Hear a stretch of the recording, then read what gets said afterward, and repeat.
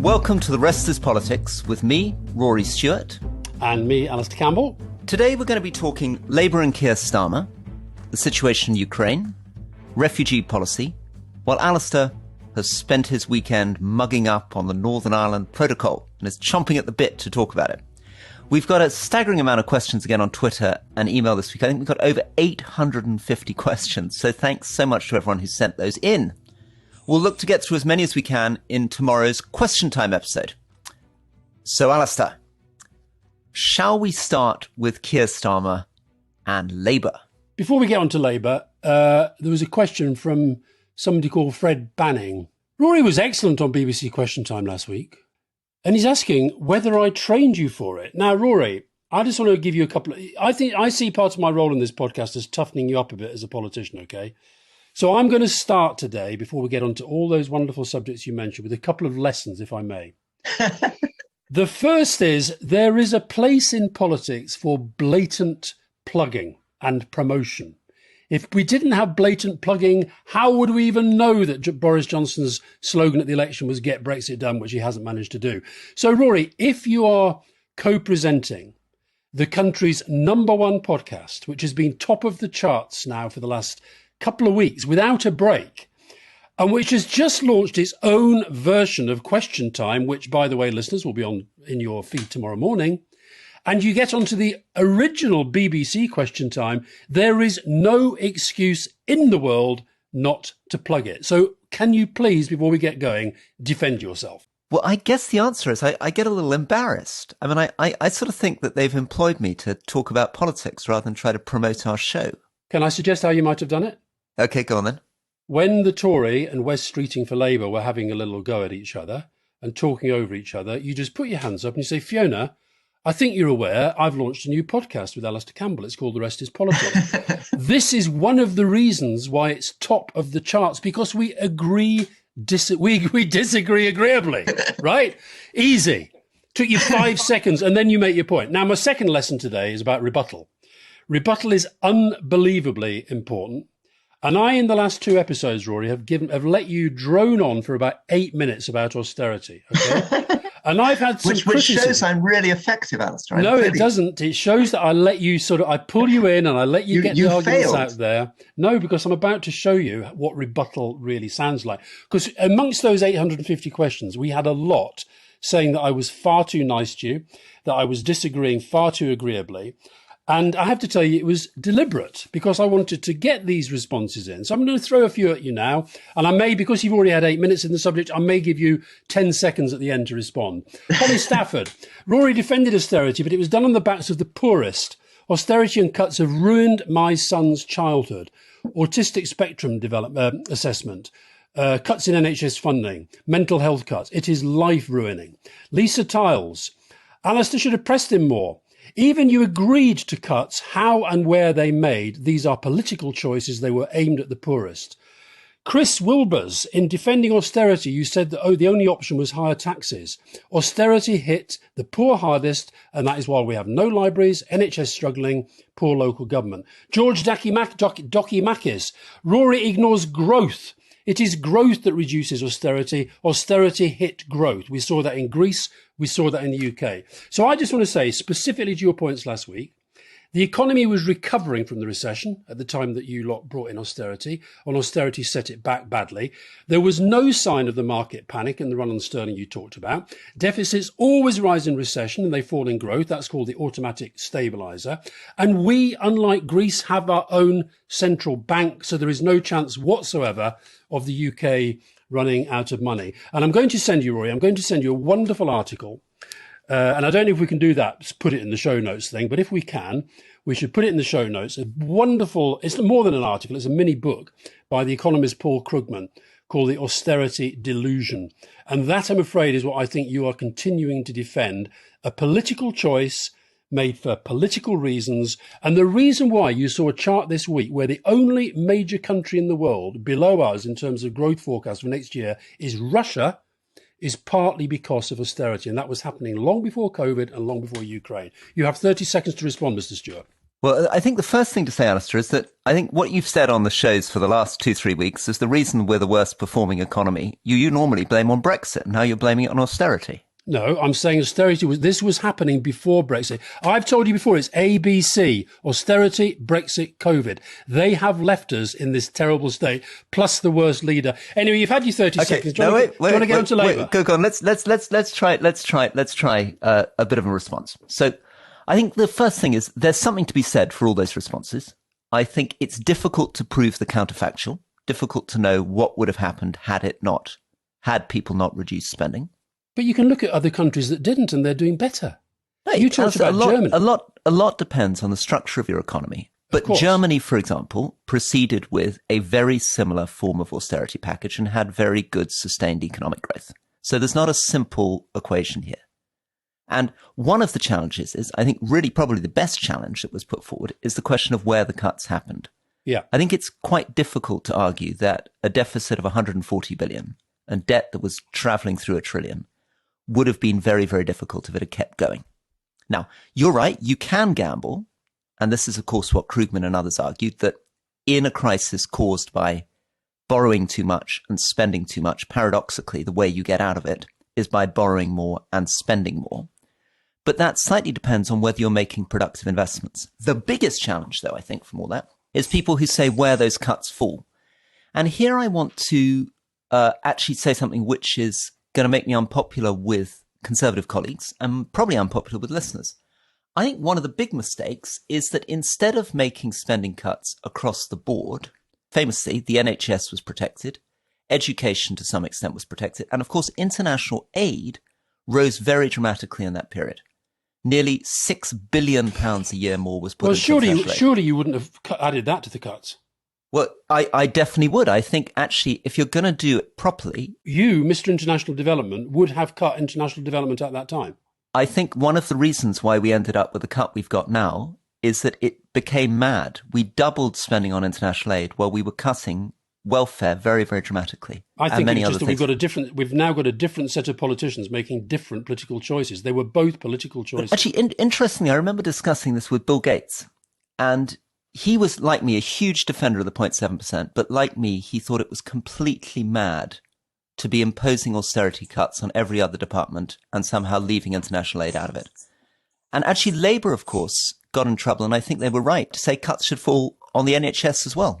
I think one of the problems was that by taking certain departments out of it, it meant that the cuts on other departments, on the environment, for example, and on welfare particularly, were much more brutal. The reason why Paul Krugman calls it a British delusion is sadly because the Labour Party did start to echo some of the things that the Conservatives are saying and doing. And I think that should take us. We've now done the deficit, Rory. You've now had 11 minutes. We're not going to agree on this. And I'll just, if I may close, the International Monetary Fund said it massively underestimated the impact that austerity would have on weakening economies. And I'm afraid we are now seen as a weakening economy. I'm going to let a very wicked cat out of this room that's making chaotic noises. Oh, he's having a red belt day. I don't know how many listeners we've repelled with our conversation, but definitely one white cat has been driven out. Good. Well, even down the line, I'm allergic to cats. So do you want to turn to Keir? Let's just have just one final thing though. The question of the difficulty of what I've just said, which is that actually across many departments, reducing spending would have worked better if it had been shared equally, if there hadn't been protected departments. And the problem is, as you can imagine, because you've just done it to me, what I've just said is politically very, very offensive. People are like, what? You're trying to cut international aid? What? You're trying to cut the NHS? But the truth is, those were huge increases in spending. That question from Lisa Tiles is absolutely right. Even if you agree there should be massive cuts, and I don't think we've settled that debate, by the way, and the IMF suggests that they're more with me than you on that one, how and where were political choices? And by the way, I think Cameron's focus on international development was basically to say, OK, you all think I'm a bit of a bastard because I'm cutting all this stuff, but hey, look at me, I'm not doing international aid. And health. Well, if he did health, it'd have been suicide for him. And I think it was but it was a purely political calculation. Interestingly, Labour Thank you, you've admitted it was a purely political calculation. It was not economic. And no, the decision to protect those departments was a political calculation. Right. And in fact, they actually attacked Labour. Labour, I think, much more responsibly in 2010 said they would have cut health.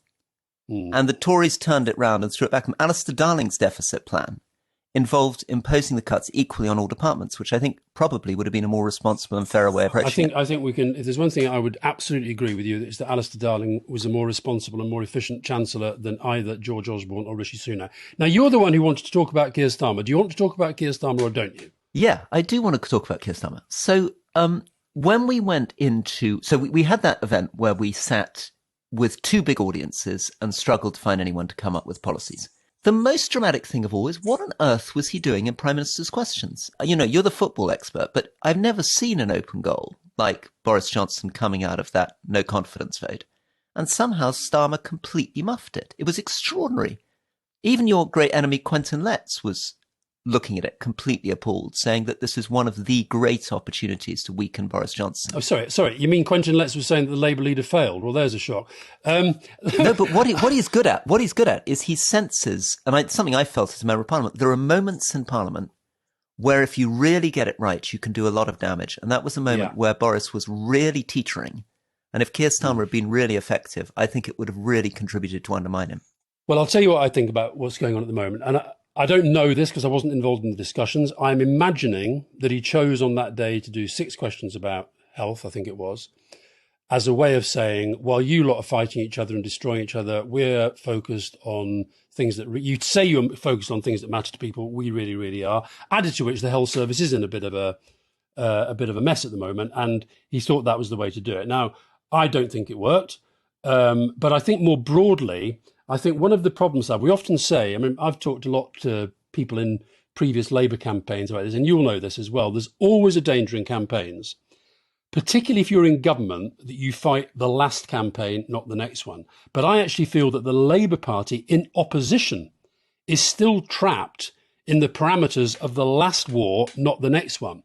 So I think, for example, I mean, look, I was talking to somebody in the Shadow Cabinet recently who told me this. I almost exploded.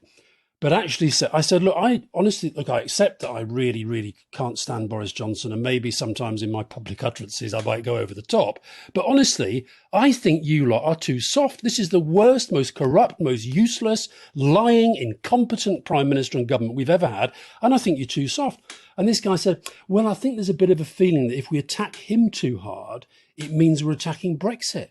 And I thought, oh my God. And this goes back to the point I keep saying to you. Forget what's happened in the past. Shape a vision for the future and policies for the future. It's also really puzzling, isn't it? Because actually Keir Starmer did a really good job in that great speech after the first fine was imposed on Boris Johnson. Yeah. I mean, really took control of the chamber. I just can't understand what he was doing, because the Conservative Party, I've been in that situation. I was in that situation with Theresa May. The backbenchers will have been feeling very nervous, very embarrassed. Boris Johnson walked into the chamber. There wasn't much cheering, very, very desultory support for him.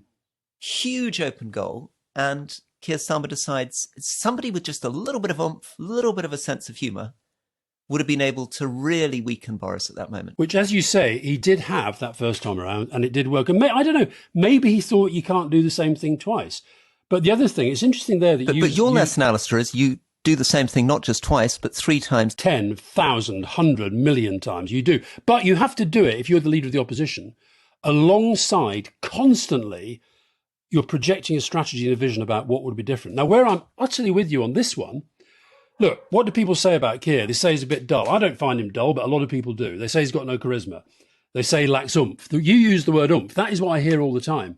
He lacks oomph. Now, in a way, a bit like Scholz has done in Germany, a bit like Merkel used to do, if that's what it is, you have to embrace that. You actually have to say, I'm so different to you. Because do you know what? I believe in the rule of law.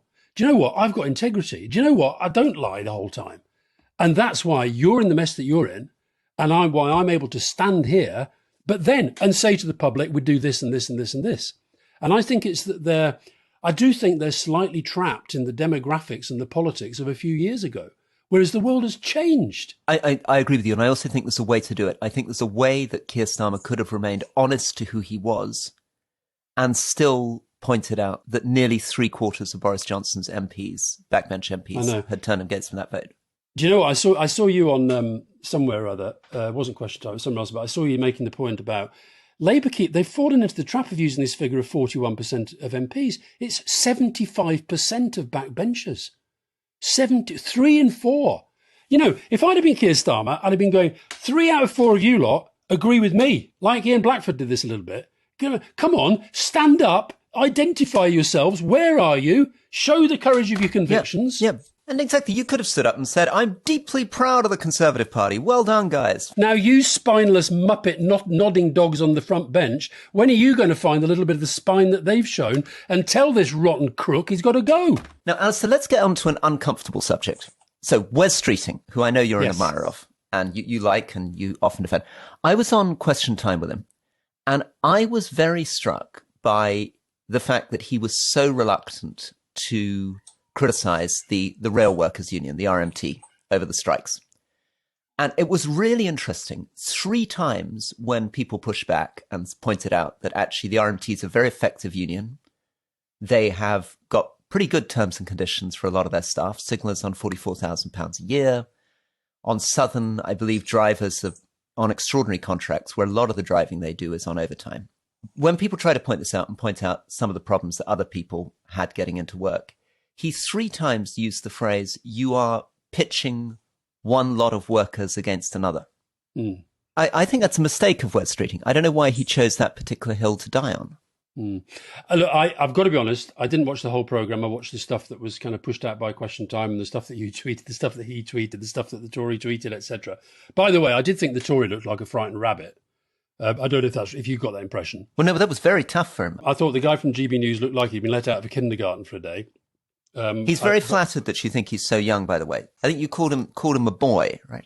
No, I said that somebody said there's only one woman on the panel, and I said, yeah, but there is a child. A bit harsh, but, you know. I do think Question Time ought to have learnt its lesson. I mean, without Question Time, I don't think Nigel Farage would have become the phenomenon he has. They do have this love of kind of extreme right-wing people. It's quite odd. So I think with Wes, the one clip that I saw of Wes where he really, really went for Johnson, I thought was very, very, very strong. And it was a little bit more like what I was doing a minute ago, and which I'd like to see Keir doing more of. Although that being said, by the way, I don't think Keir Starmer should become an attack dog. I think he has to have attack dogs doing the attacks on Johnson even harder than he does. But I think with and I'm guessing, I didn't see the trade unions bit, but I'm guessing from hearing the various things that I've heard said by Labour front benchers, is that it goes back to this thing about constantly going into a defensive crouch. They see this issue coming down the track. They sense the Tories are going to try to really politicise it and make it one of their sort of wedge issues, culture wars. They're in favour of strikes, we're not, kind of thing. They want to disrupt your daily lives, we don't. And at the same time, because of the historic relationship with the trade unions, and to be fair, the fact that the Labour Party does believe in trade unions, does believe in, as a last resort, the right to industrial action, doesn't believe that you should stop people, take away all these rights, particularly at a time that we're losing so many rights in other areas. I guess that's the sort of the trap that he felt he was in. And it's clear to me, if what you were saying is he was given that and you felt he was uncomfortable, that means that a discussion going around the cabinet table and they haven't quite resolved it yet. And this phrase about you're pitching worker against worker, I thought was a very interesting. I mean, the fact he kept returning to that phrase was... I don't really know what that means, because what is he saying? But what he's saying is that people had said that nurses and school teachers were finding it difficult to get into work. And they were saying that the RMT basically has a monopoly position, right? You don't have any alternative, really, other than to travel on their trains. Yeah. People were also pointing out that in France, Spain and Italy, this can't happen. That's not true, though. That's not true. Trains, in particular France, Spain, Italy, are regarded as critical infrastructure, and therefore people's rights to strike, particularly train drivers' rights to strike, is much more limited. I can't help noticing, Roy, can I just make this interjection? Yeah. And this is a point in your favour, but I wonder if you're trying to sort of gain points with me. Right behind your hairline, that is the first volume of my diaries. I can recognise it. Yeah, I've put in. It's a form of trolling. You've moved it. So no, listen, I've been in France when there's been industrial action on the railways. So I don't think that's right. I mean, maybe our trusted Goalhanger Productions researchers, while we're carrying on talking, can put it in the chat box. Who's right? Who's wrong? And I also think that there's an argument when people are in monopoly positions over critical infrastructure that you can think about the kind of approach that we take towards the police or prison officers, which is to think about public sector pay review bodies. Yeah, but I agree with that. But Rory, one of the problems on this, and I talk to prison officers because I do prison visits, and I know you do as well. And I also talk to police. And there is definitely a movement within both, I think, to say, because we feel so disrespected by the government, because we feel so underpaid, this is something that in future we're going to have to look at. So that I think is, in a funny sort of way, I think you're helping to make the case that these public sector unions make, that they feel so underappreciated, so undermined by this government, don't see any way of them getting the sort of pay rise they want. And let's be honest, with soaring inflation, you're talking about pay cuts for all these people. You know, if a signal's on 44,000 and a nurse, junior teacher's on less than 30, prison officers are on very, very low initial wages. I mean, I think it's possible to argue that, look, the trains have been through a really, really tough time. And one of the issues here is about modernization. It's about defending manned ticket places in places where not many tickets are bought. And it's quite difficult to modernize and change the system.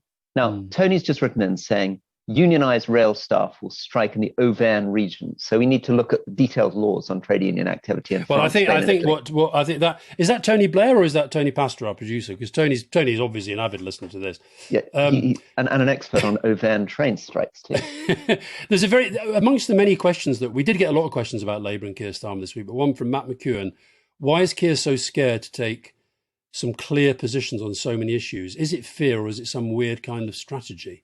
I think I can see the strategic purpose of not falling into elephant traps that are being laid by the government. But I honestly think this government is so bad and so unpopular. The country is crying out for strong, clear, principled positions. Even on the Partygate stuff, I would have loved it. For example, and this doesn't cost a single penny, if you'd have stood up and said, when we get signed into this place, you, me, all the other MPs in this House, we have to swear an oath to the Queen, our allegiance to the Queen.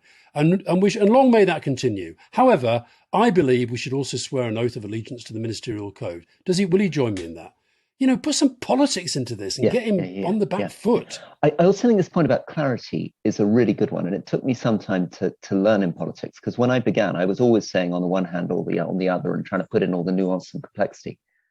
I think the public really feels that they have a right to clarity, have a right to know clearly what you think about things. And sometimes politicians just have to do what Keir Starmer sometimes seems reluctant to do, which is take the leap. You know, say, for example, if you've got to make a choice between being on the side of the public or on the side of the RMT, we're going to choose to be on the side of the public. And on that... Yeah, fine. Hold on, Rory. But on that, however, I think you also have to have positions of principle. And the other thing you mentioned, France, Germany, Italy, there, it's really interesting. When you do have industrial action in France and Germany, the coverage is always much more balanced between the two sides. So I don't know enough about what Wes said and what the Labour Party position is, but I'm guessing they're just feeling a little bit trapped. But it goes back to the point I made on Brexit. They're trapped in debates and demographics of the last war, not the next one. And if we talk about clarity on really complicated positions, after the break, we're going to talk about Northern Ireland.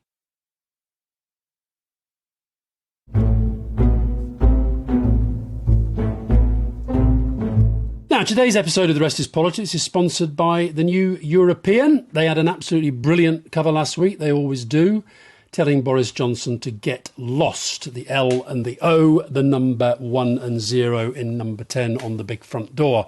And it was accompanied by an article from yours truly, outlining that whatever small comfort he took from his apparent survival, he still remains in massive trouble. Rory, if you had to guess, does he make it to party conference? Does he make it to Christmas? Does he make it to the election? When is he gone? I'm increasingly worried. I'm worried that he's going to try to cling on, and it's going to be catastrophic for his party. It's going to be catastrophic for Britain, but I think he's going to try to cling on. He'll be there for some time to go. And the Privileges Committee report, when that comes? Do you think he'll get through that? I think that's going to be devastating for him. And you've got to look at the composition of that committee. And actually, I know some of the Conservatives on that committee. They're pretty honourable, straightforward people. And I think he will find himself in real trouble. That committee will almost certainly come out against him, but I think he'll still refuse to go. Wow. Okay. Well, let's see. So we're coming up to the 6th anniversary of the New European. It was launched in the wake of the Brexit referendum, June 23rd, 2016. And we've been calling out the catastrophe of Brexit ever since. You can subscribe to the New European for just £1 a week for full digital access, including the full archive. Get all my columns over 6 years if you want them. Or if you like, get the actual paper between your hands. You can get that delivered each week, just £2 a week. These are the best deals you will get anywhere. Go to theneweuropean.co.uk/trip, TRIP. That's theneweuropean.co.uk/TRIP. Before we get into part two, just a small warning. We've said that we try to disagree agreeably, but you're about to hear for the next 25 minutes Alastair and I getting into more of a slightly tetchy, old-fashioned argument. Don't worry, we make it up in the end, but you have been warned.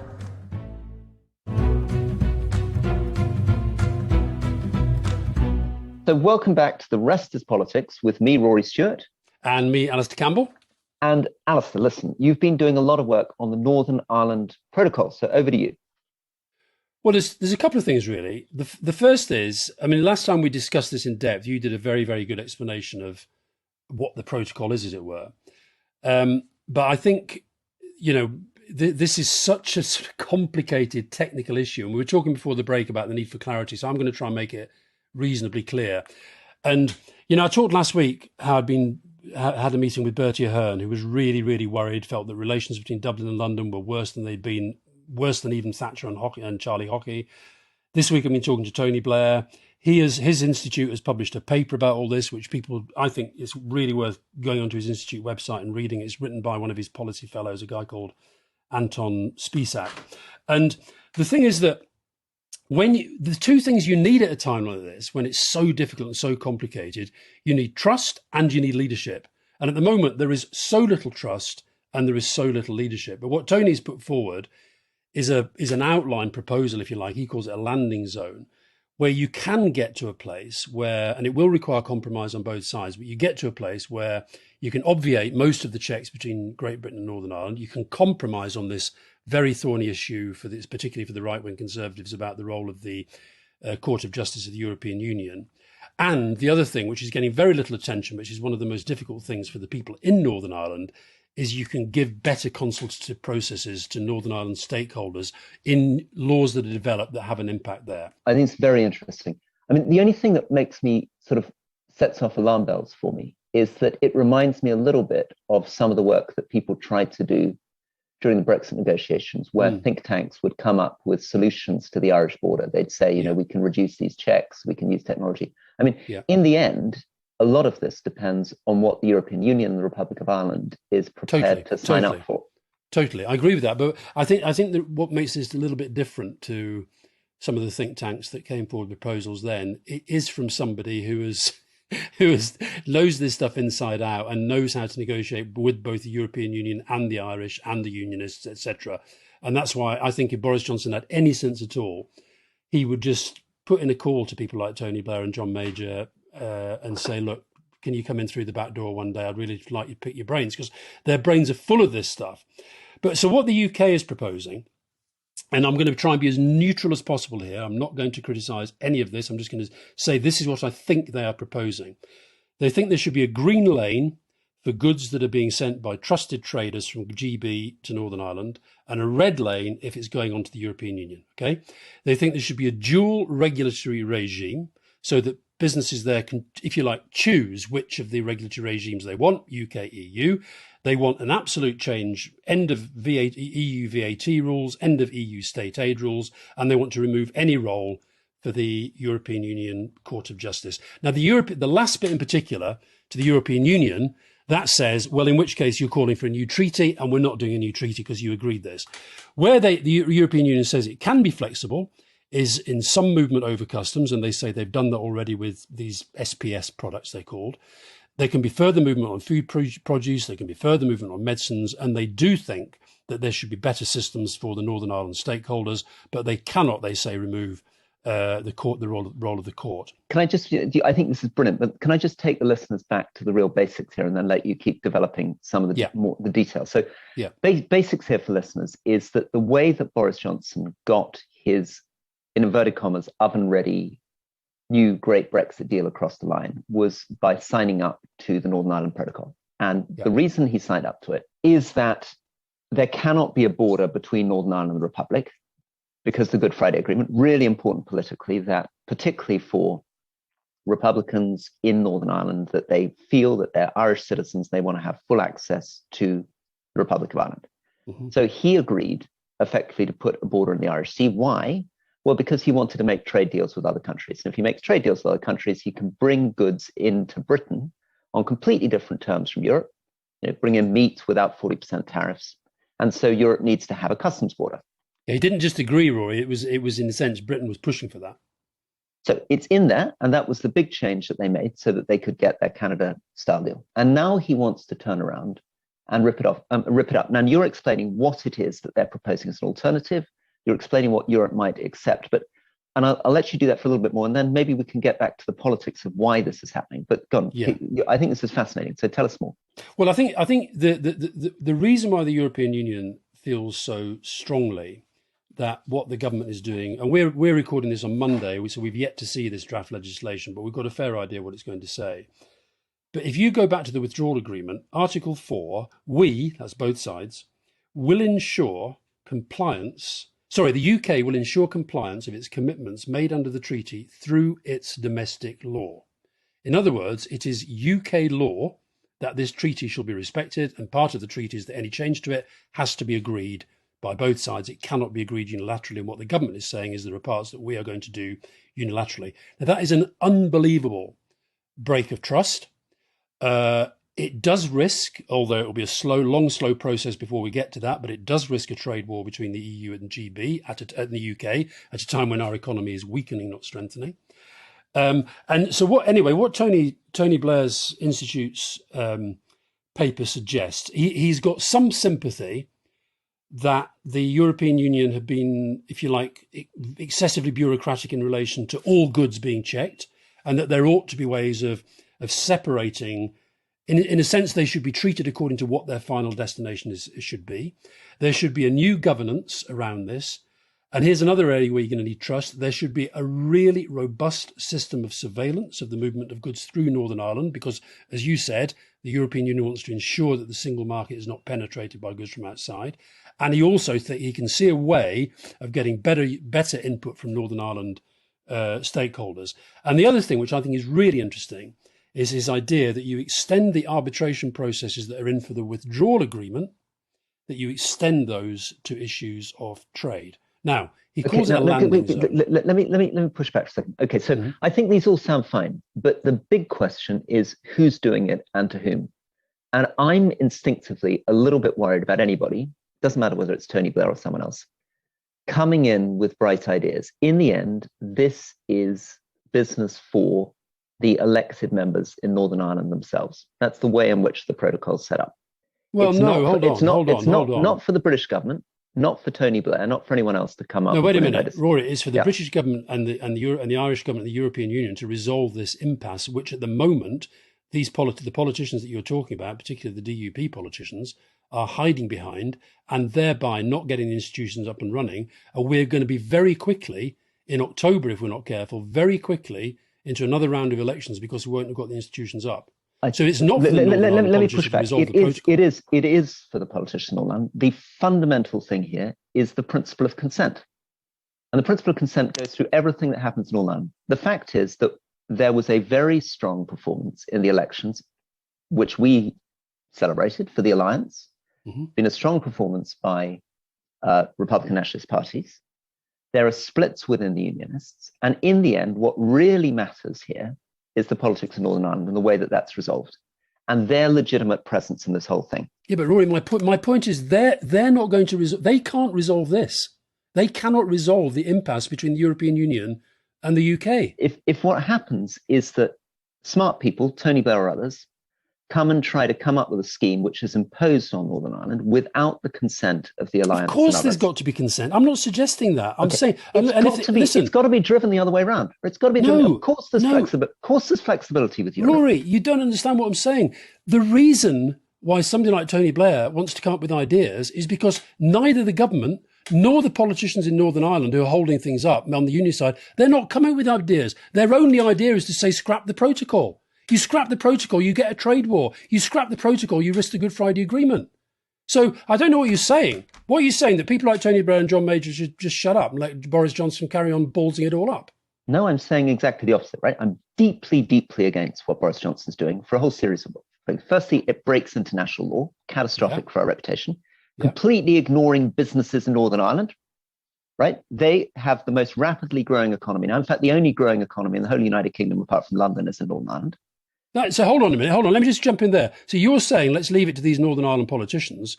They're the ones who are getting it in the ear the whole time from Northern Ireland businesses saying, we actually quite like this protocol. I think you're reading Northern Ireland politicians. When I say Northern Ireland politicians, you're thinking only about the unionists, right? I'm thinking about all the elected members, right? Yes, I know you are. But I agree with what most of them are trying to do. But this is an impasse that's being created by the Northern Ireland, by the unionist politicians saying we're not going into the institutions. Being created by Liz Truss and the ERG. We need to put the blame where it is. Okay. The impasse, I'm talking now about the impasse in the Northern Ireland institutions is being created by the unionists saying we are not going into that unless the protocol goes. I agree with you. The whole thing's driven by the ERG.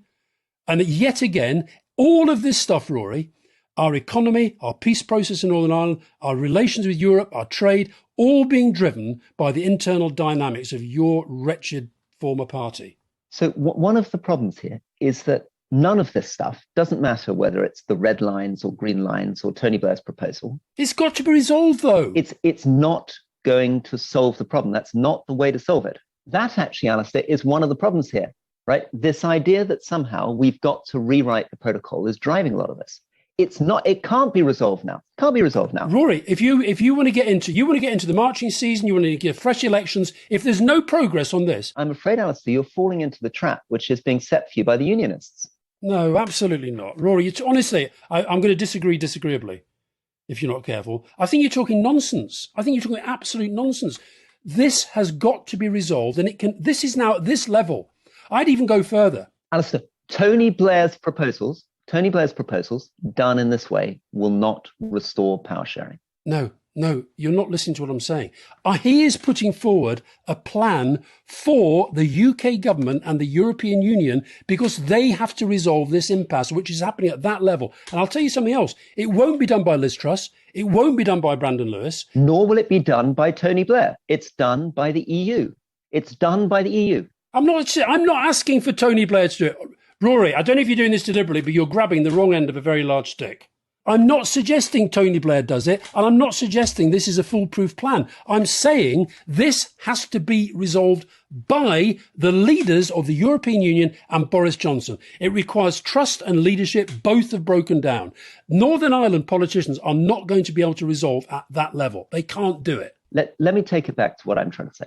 What I'm trying to say is that the idea that the way through is think tanks coming up with cunning plans. When have I said, Rory, you're talking absolute guff here. When did I say think tanks should be allowed to resolve this? You talked a great deal in detail about Tony Blair's plan. I tried to explain to our listeners. About Tony Blair's plan. And I'm trying to say that is not the key here. I didn't say it was the key. I said it was what he is proposing. And tell me what the government's plan is. The UK government's plan? Yes. It's terrible, Alastair. Right. I reject it totally. You're not listening to me at all, Alastair. I'm totally listening to you, but I think you're talking then nonsense. Listen for a bit. Then shut up and listen for a bit. Okay, I'm going to listen. Okay. Number one. But don't say the same thing because I've understood what you've said. What have I said? You've basically said that this is not going to be resolved by Tony Blair coming up with a plan. By the way, nor did I say that. I said this is what Tony Blair is proposing to the governments. And you're also saying that this should be left to the Northern Ireland politicians to resolve. And I'm telling you, that is not how this works. That's not what I'm saying. So in the end, this is about politics. It's not about technocratic plans. And that means two things fundamentally. The first thing is the EU is central to this. Everything depends on the EU. And in the end, a lot of this doesn't need cunning plans. We already know the landing zone. There's nothing fresh here. And that's the problem with the way everybody's approaching this. It's not fundamentally about rewriting rules. It's about the way in which the EU chooses to treat things on that border. Oh, you're now sounding like John Redwood. We're also setting up expectations in the wrong way. We are giving the impression through a lot of these conversations that there can be fundamental changes. There can't be fundamental changes. In the end, the message to the unionists has to be that the protocol in some form will remain. There can be some adjustments, but they will be minor adjustments around the edges. And the thing that worries me most about Tony Blair's proposals is they're setting up expectations which can't be met because the European Union will not accept them. Well, that's why he has set out what he thinks. And bear in mind, he probably talks to people in the European Union far more than Boris Johnson does. He's set out what he thinks the European Union would be prepared to accept and what they won't accept. They won't. Well, you say that, and you may be right, you may be wrong. What I can't get, because I normally think that you sort of listen to things, is you've decided that somehow, because I presented a paper, which I recommend you read, by the way, that Tony Blair's Institute has published, that somehow I'm saying that is the solution to this. I'm not. I'm saying we have to find a way through this. It's not going to be done by Jeffrey Donaldson. Boris Johnson has got to show some leadership. He's got to rebuild trust. And there are places where the European Union will move if the UK will show a bit of understanding and also take ownership of the fact that they negotiated this in the first place. Okay, well, let me try one last time to explain what I'm saying. We have to be very, very, very, very careful not to repeat the mistakes that happened a lot in Brexit, which is raising expectations that there is some magical alternative formula. Often when that happens, and we saw this again when people talked about technological solutions on these borders, it raised expectations that couldn't be met because the European Union wouldn't make those concessions. What it actually does is deepen the suspicion and resentment because it allows people to say, well, here was a perfectly reasonable proposal and the EU rejected it. I would approach it in the other way. I would say the Northern Ireland Protocol is basically here to stay. It's not going to be changed much, and there are very fundamental reasons why it can't be changed very much. So you've lost the DUP already? Yes, and we have to be honest with the DUP about this. Right, but you've lost them. You've now lost them. They've heard what you've just said. If you're the government, you've now lost them. How do you get them back? Not by pretending to them. I'm not pretending anything. A politician cannot get the DUP back by pretending that there is a chance of delivering something from the EU which can't be delivered. Right, so you tell them what can be delivered. You tell them what can be delivered. Some, I'm afraid, much smaller changes than the DUP would like. And we need to be honest with the fact, the DUP, that the Northern Ireland Protocol will basically remain. And the changes on that border will be much smaller than they want. You're sounding very like some of the Tories I talked to in the Good Friday Agreement negotiations who were constantly telling me, I don't know why you're bothering with this because the unionists are never going to let you let the Republican prisoners out early. The IRA are never going to decommission weapons. I think you're looking through the wrong end of a telescope. This is different. You say it's different. It's a negotiation. It's different. What's different about it is that the EU is central to this. Nobody's disputing that. The EU is central. And I think, despite Boris Johnson throwing heaps of abuse at them, despite his lies to them, I think they are still interested in trying to make this work. Within the framework of the Northern Ireland Protocol, the sort of concessions they will offer will be much smaller than people think. And we need to adjust those expectations now, or we're going to have misery. Yeah, well, you're not going to do that with Boris Johnson, and which is why grown-up politicians like Tony Blair and John Major, I think their voices are worth listening to. And I think just because he runs a think tank, and I think you've totally got the wrong end of the stick on this. I just think, I don't understand why you can't see that this has to be resolved soon. If we go into another round of marches, elections, the summer, and all that, this thing could unravel quicker than people realize. I actually think in some ways we are creating a mechanism for the DUP to ramp this up even more. It's actually very similar. It reminds me very much of the real miss that David Cameron did, which was pretending that he had a great landing zone with Europe during the lead up to the Brexit referendum. Exactly. Said there were all this fantastic deal he could get and then failing to get it. We talked about Keir Starmer earlier. Keir Starmer was in Ireland last week with Peter Kyle, his Northern Ireland spokesman. And from what I saw of the media coverage, there wasn't much here, but there was a lot in Ireland. I got the feeling that they were actually taken more seriously than the government because they were actually trying to get right into the detail of you. If you're going to negotiate, this is now, whether we like it or not, It's another round of negotiations, and at the heart, of course, the European Union is incredibly important, but the Good Friday Agreement and its workings are right at the heart of this. And we've now got a situation where the relations between London and Dublin have never been worse, and where relations between North and South have never been worse. The Unionist politicians don't have virtually no contact with the South now at all. That's got to be rebuilt. So I think, strangely, this is being approached too technocratically, and we're not being honest about the politics here. When you say we, who's we? Well, I genuinely think that the way in which it's being spoken about, this sort of pragmatic, technocratic... By whom? But when you say we, you're talking about governments or us? No, I'm still referring to the idea that somehow it's possible for you or Tony Blair to come up with some solution that's going to sort this out before the marching season, is not taking into account the fact that what's really happening is the politics. And the real politics is that the ERG is not interested in these kinds of compromises. That's why they're a malign, evil force. Yeah, and that's what we need to focus on. It's the only way to understand what's really happening here. Okay. What's really happening here is that Liz Truss is making a bid to be the Tory leader. She's whipped up the ERG. She's taken increasingly extreme position. Interestingly, actually, today she seems to have backed out of making her statement. But what does the ERG really want? They want to refight the most extreme version of Brexit. They want to essentially say that they're not going to accept borders anywhere, and they're going to challenge the European Union to set a hard border up on the Republic. So their whole strategy is to refuse to do anything between Great Britain and Northern Ireland, and to put the pressure on the European Union by effectively daring them to put a border between the Republic and Northern Ireland. Perfectly happy to focus on that, merely to reiterate what I've thought all along. And as I said earlier, every single step of this journey through the European quagmire has been about the internal workings of the Conservative Party. It's never about the national interest. That's why these people repel and disgust me. They're holding the whole of our political system to ransom, and Boris Johnson's letting them, and Liz Truss is encouraging them. They're disgusting people. Which is why the focus has to be on stopping the government taking through this law. And it's a distraction trying to come up with cunning plans for an alternative settlement. The key thing is to understand they're not interested in an alternative settlement. Okay. They're not interested, Alastair, in an alternative settlement. We can find common ground. You should have said that right at the beginning. If you'd have said right at the beginning, we have to stop them doing this, I'd have been with you. Right? But this government has still got its majority. It can take 12 months to get this thing through, keep Brexit in the headlines, keep all this blah, blah, blah, we're getting Brexit done nonsense. But these ERG people, I'll tell you where there should be focus on them. Instead of them being covered by most of our media like there's some sort of commentators, this guy David Frost, for example, how the hell can he walk into a studio to give his opinion about everything to do with the Tory party without being absolutely torn limb from limb over the fact he negotiated this?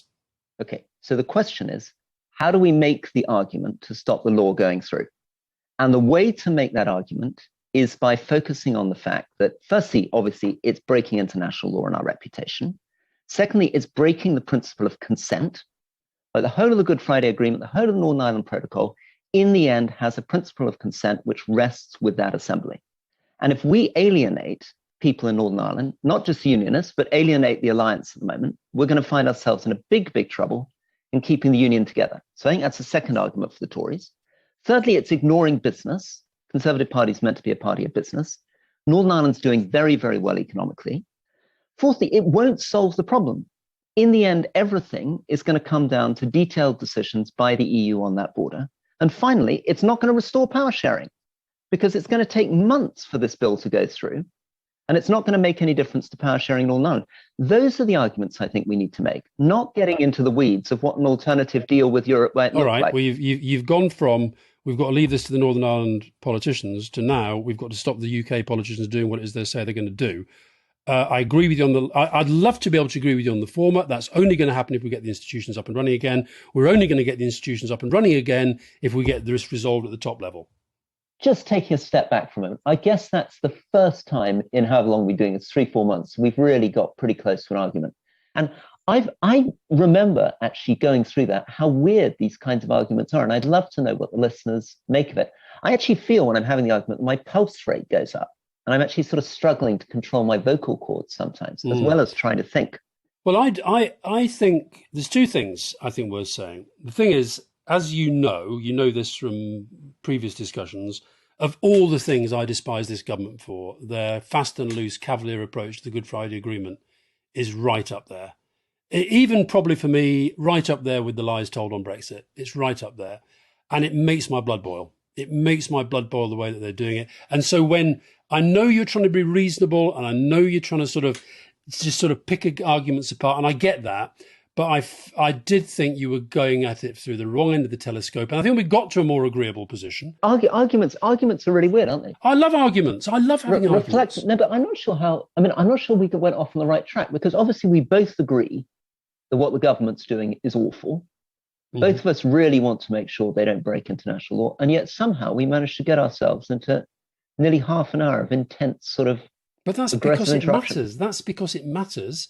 And at the end of it, we're not going to fall out of it. But I'll tell you, I've been in those rooms, read The Irish Diaries by Alastair Campbell. I've been in those rooms where those sorts of arguments can very quickly go to violence. And I don't just mean violence of a bit of fisticuffs between two blokes. I mean violence. And therefore, I think it's important that we do have that intensity when it really, really matters. And I didn't feel I was losing any respect for you or any understanding of what you were saying. I was struggling to see why you were coming at it from that angle. And that's sometimes because I think about these things so much, I can't quite understand why people don't see it like I do. Well, also, I'm not even sure that it's true that the disagreement was that big. I mean, it's a really interesting that we got stuck into, I don't understand what you're talking about. How can you possibly be saying this? I mean, almost at times it sounded like you thought I was defending the ERG or I was defending the decision to rip up the protocol, when all I was doing was having a go at your mate, Tony Blair. Well, maybe you want to do that. Look, let's not leave on bad terms. We've got question time tomorrow. So let's bring forward one of the questions I was going to put yesterday from Chris Callahan. He says, I love you both, but who would win a 4-length swimming race in Alastair's Lido? Oh, blimey. Hey, tell you the thing I'm most worried about after this conversation is the boxing match, not the thing. That's what I'm really concerned about. I hear you've been doing a bit of boxing training. So that's the thing I do. That's the thing maybe that's what we should do next time. What, a charity fight? Yeah, maybe a final descent into celebrity madness could be that we could. No, I've already descended way lower than that. Anyway, it's lovely to talk to you as ever, and we're back tomorrow with The Rest is Politics Question Time, as not plugged on BBC Question Time. Yeah, and really sorry that we didn't get to Ukraine. And we're going to definitely we'll tackle that in Rest is Politics Question Time, which is just coming out next day, and a real lesson for us not to get dragged too much down rabbit holes. There's a very, very interesting question. It wasn't a rabbit hole about the celebrity. Don't revisit the argument, Rory. The fundamental question is, how much is Alastair's height and reach going to make a difference? Big. I think he's more in the heavyweight category, and I think that could be a bit difficult when he connects. You may be absolutely right about that. Beautiful. All right, Alastair, thank you very much. Much love. See you soon. See you soon. Bye-bye.